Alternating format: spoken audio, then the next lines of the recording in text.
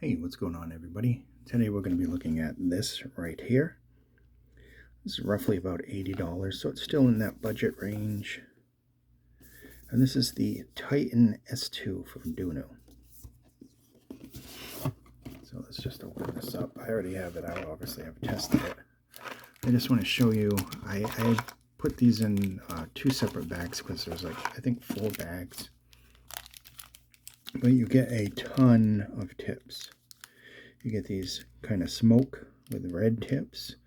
You get these translucent tips.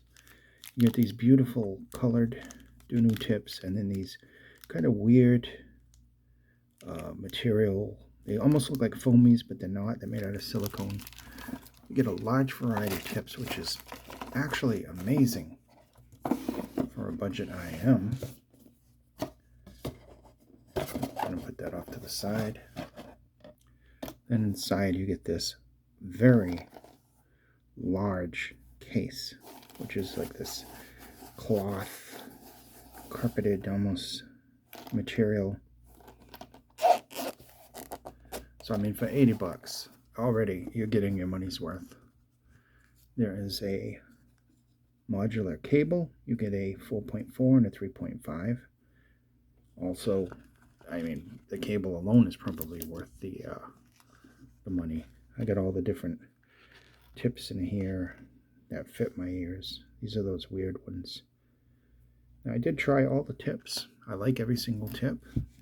There's no problem. Look at this cable. It is a little on the stiff side, but look at that thick cable, man. DUNU knows how to make some really thick, good cables. So you unscrew this, pull that out, and then you take the other one and just slide it in the spot. And as you can see, comes right off. And that's basically how you do that.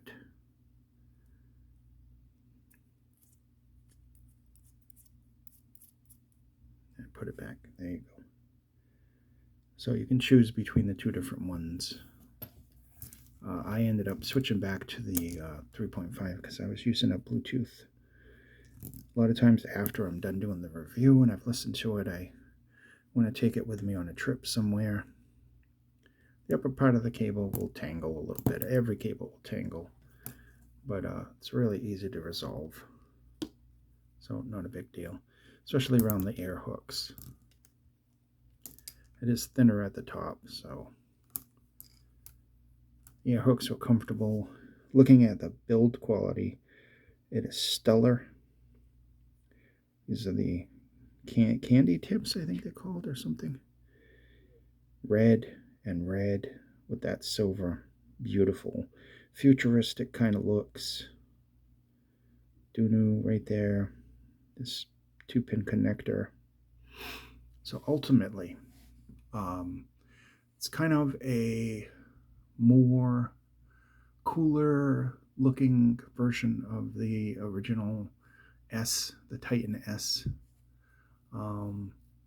Similar in design.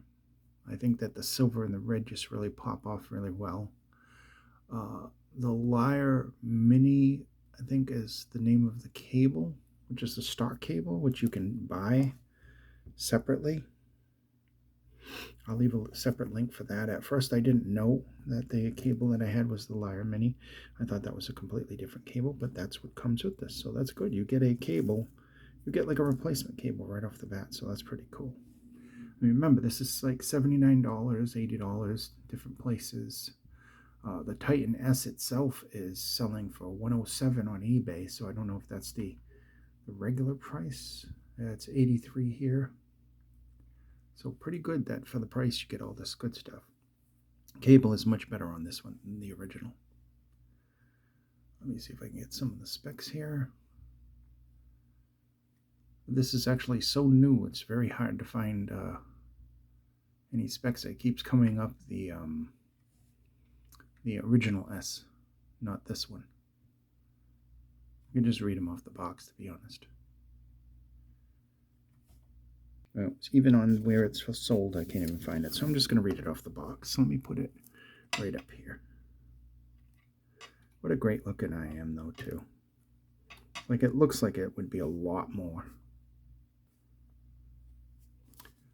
So let's see. The weight is 17.2 grams each side. Frequency response 5 to 40, effective 20 to 20. Impedance is only 16 ohms and 107 decibels of sensitivity. Fairly easy to drive. It says highly rigidity dome with flexible suspension composite diaphragm, dual magnetic circuits, and dual chamber dynamic driver unit.